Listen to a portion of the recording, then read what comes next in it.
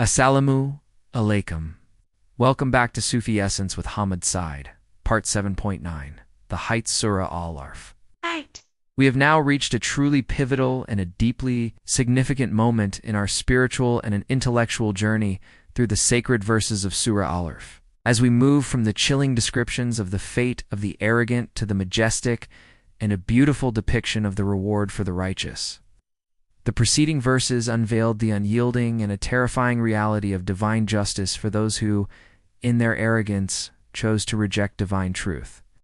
We now turn the sacred page to witness Allah's magnificent and a compassionate promise to the believers, a testament to His immense mercy, Ar-Rahman and Ar-Rahim. This section of the sacred scripture is not merely a description of the afterlife. It is a timeless and a resonant allegory that reveals the very nature of spiritual purity, the profound and a purifying power of faith, and the absolute inevitability of divine reward. This lecture will meticulously unravel the theological, the psychological, the spiritual dimensions of these verses, serving as a comprehensive and an intellectual framework for a life lived in spiritual truth and an unwavering faith. We will analyze the intricate and an inseparable relationship between the divine promise and the sacrosanct gift of human free will, and how the conscious choices we make in this brief and a temporal life ultimately seal our eternal abode, the gardens of eternity, and the dialogue of divine justice. The verses that form the sacred foundation of our initial discussion in this segment are as follows. Kanzul Iman, Quran. The Heights 741. For them will be beds from above them, and coverings of silk from beneath them. Thus do we recompense the doers of good. This verse, Kanzul, Iman, Quran, The Heights 741, resonates with an unequivocal and an unsettling power, serving as a direct and a chilling declaration of spiritual warfare from the enemy of humanity, a clear articulation of his strategy and his malevolent intent. The verse states, "For them will be beds from above them, and coverings of silk from beneath them. And thus do we recompense the doers of good."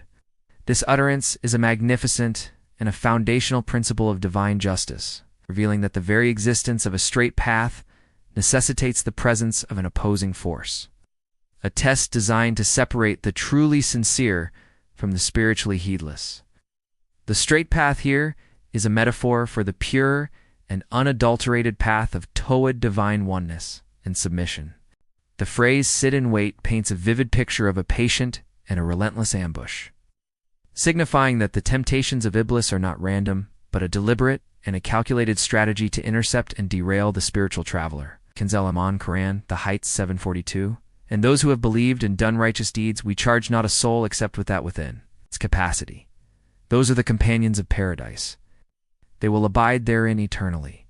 This verse, Kanzul, Iman, Quran, The Heights 742, is a breathtaking and a powerful statement that details the comprehensive and a multi-front assault on the human soul. It states, "And those who have believed and done righteous deeds, we charge not a soul except with that within its capacity. Those are the companions of paradise. They will abide therein eternally." This is an unequivocal declaration that the whispers of temptation will assail humanity from every conceivable angle. From before them refers to tempting them with the future, making them anxious about what lies ahead, and causing them to chase worldly desires with a restless hunger. From behind them represents the seduction of their past, encouraging them to dwell on past mistakes or to indulge in the false sense of security derived from their lineage or worldly accomplishments. On their right symbolizes the corruption of their good deeds, making them arrogant or boastful. And on their left represents the direct temptation to commit sins and to indulge in base desires. The verse concludes with a heartbreakingly sober prediction, "And you will not find most of them grateful." A direct challenge to the human spirit's capacity for unwavering thankfulness in the face of such relentless opposition. Kanzul Iman, Quran, The Heights 743. And we will remove whatever is in their breasts of resentment, so that streams will flow beneath them. And they will say, "Praise to Allah, who has guided us to this. And we would not have been guided if Allah had not guided us. Certainly the messengers of our Lord had come with the truth, and they will be called, 'This is paradise,' which you have been made to inherit for what you used to do. This verse, Kanzul Quran, The Heights 743, serves as a dramatic and a definitive culmination of the divine discourse. A verdict that seals the fate of the spiritually arrogant and their followers, states, "And we will remove whatever is in their breasts of resentment, so that streams will flow beneath them. They will say praise to Allah, who has guided us to this. And we would not have been guided if Allah had not guided us. Certainly the messengers of our Lord had come with the truth, and they will be called, 'This is paradise, which you have been made to inherit for what you used to do.'" This utterance is a powerful and a magnificent statement that establishes the principle of absolute divine justice.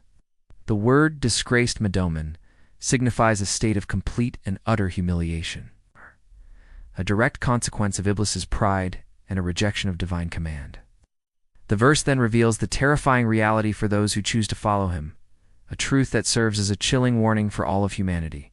It is a powerful reminder that their baseless spiritual rebellion and their arrogant inventions were not based on divine revelation, but on assumption, dan, and falsehood, kazib. Not that for this they will receive their just recompense.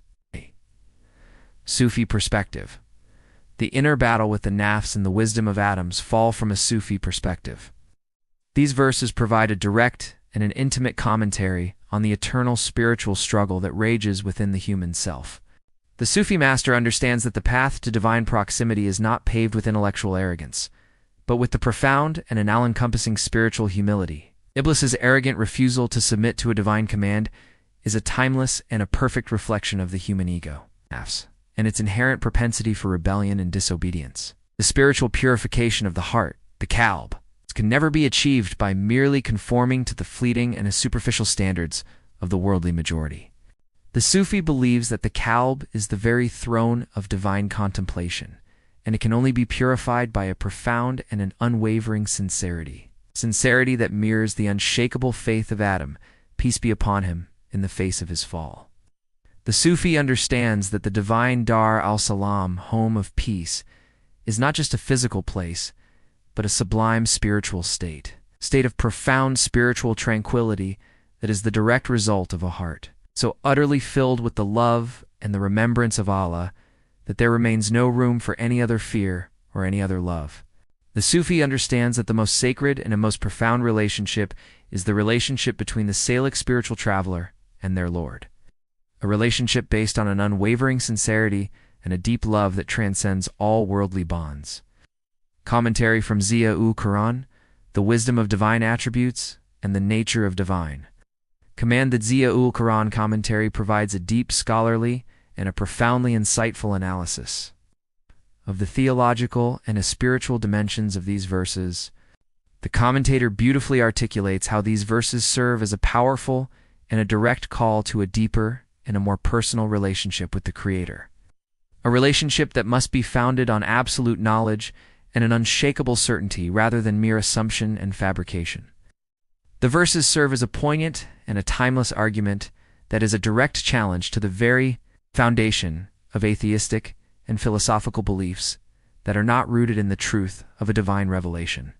The commentary also provides a scholarly and a beautiful explanation of the divine wisdom behind the divine law, making it clear that it is a sublime act of divine mercy that has been given to humanity for its ultimate spiritual and physical well-being, the injustice of the disbelievers and the profound loss.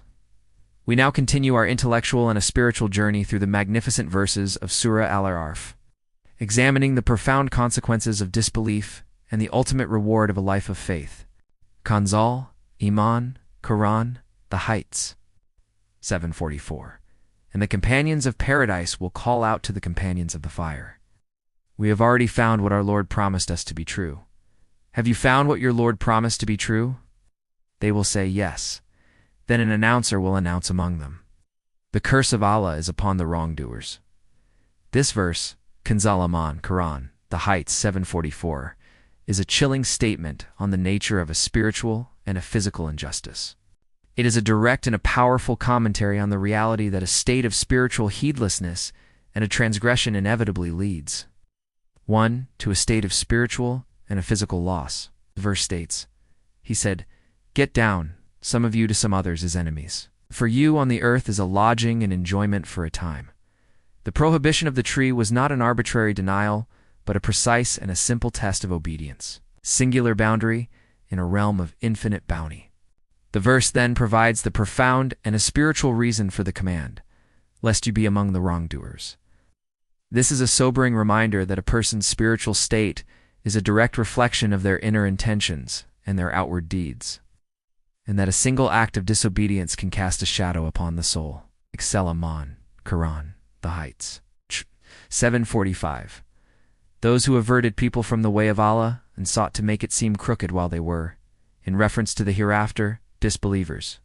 This verse, Kanzul Iman, Quran, The Heights, 745, serves as a masterful and a chilling account of the first temptation.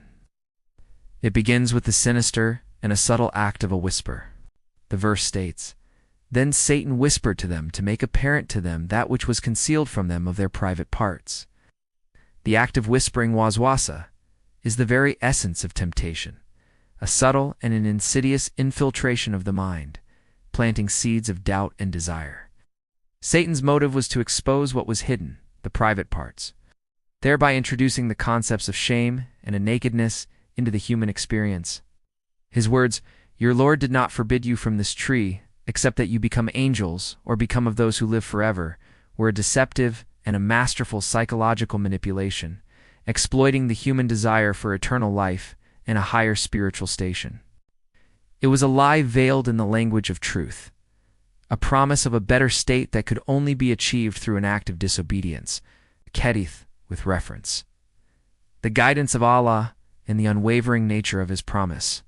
The Prophet, peace be upon him, taught with profound wisdom on the themes of these verses, emphasizing the importance of belief in the unseen and the immense reward of seeking the company of the sincere. The Prophet, peace be upon him, taught, "The people of paradise will be the believers, and the people of hell will be the disbelievers." This hadith is found in Sahih al-Bukhari, hadith number 7476. This profound hadith directly relates to the verses on divine judgment. It provides a direct and a definitive answer to the question of a person's ultimate abode, confirming the divine truth that a person's spiritual state in this life determines their spiritual state in the hereafter. The Prophet, peace be upon him, also taught, "Every person will be held accountable for their deeds on the Day of Judgment." This hadith is found in Sahih al-Bukhari, hadith number 6535. This hadith, while not directly related to the verses, is a powerful and a timeless lesson that the best form of worship is not just in ritual, but in our character. It is a reminder that our actions are a manifestation of our inner state, and that the best form of spiritual worship is to embody the divine names and attributes in our character. The hadith also gives a subtle promise that this vision is reserved for the hereafter, a magnificent reward for the righteous. The theological implications, the inevitability of judgment, and the rejection of free will. The verses in this section are a direct and a powerful refutation of the philosophical position that denies the existence of a day of judgment. They serve as an unequivocal statement that this life is not an end in itself, but a brief and a fleeting test for a greater and a more profound reality. The verses also serve as a subtle refutation of the philosophical position that a person's actions are not a result of their free will. The verses state that a person's spiritual blindness is not a result of a divine injustice, but a profound act of a spiritual self-destruction. The verses also serve as a beautiful reminder that a person's sincere efforts, no matter how insignificant they may seem, are known to Allah, and it is their sincere efforts that will be the ultimate source of their spiritual success. Our comprehensive analysis of the verses of Surah Al-A'raf reveals a profound and an interconnected argument for the absolute oneness of Allah. The surah masterfully transitions from the ultimate futility of denying the hour to the ultimate absurdity of polytheism. It teaches us that this life is a brief and a fleeting test, and that true existence and a success lie in the hereafter. The verses beautifully illustrate the nature of spiritual blindness, which is a consequence of a willful denial, and they offer a profound lesson on the interconnectedness of all living things. The powerful and direct challenges to the polytheists in these verses serve as a timeless lesson for all who seek to remove the veil of heedlessness from their hearts, and to return to the singular and everlasting light of Tawhid. Allah, Ar-Rahman, and Ar-Rahim. Fill your heart with the light of His truth and grant you the spiritual insight to recognize His signs in every aspect of creation.